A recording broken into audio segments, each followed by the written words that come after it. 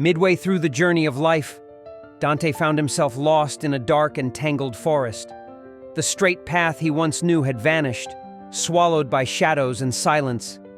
Around him, ancient trees rose like giants, their gnarled limbs stretching to blot out the sky. Mist curled around his feet as he wandered, each step deeper into fear and confusion.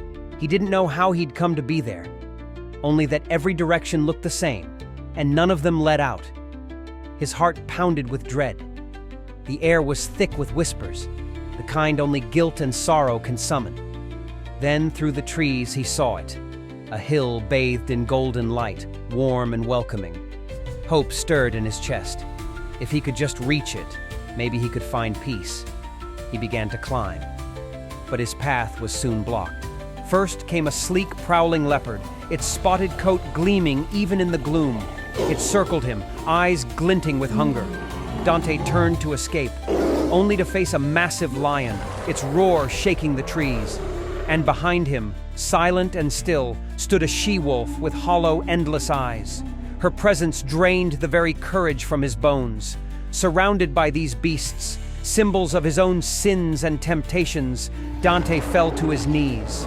He was powerless, unworthy to move forward, unable to turn back. Just then, from the mist, a man appeared. He was tall and calm, dressed in robes that fluttered like pages in a breeze.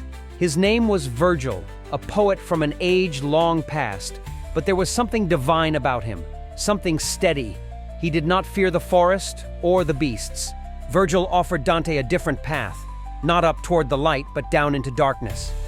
He spoke of a journey that would pass through the very heart of hell.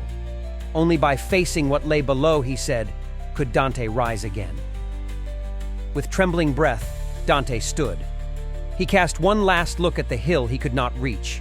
Then, beside his newfound guide, he stepped into the shadows, toward the gates of the dam.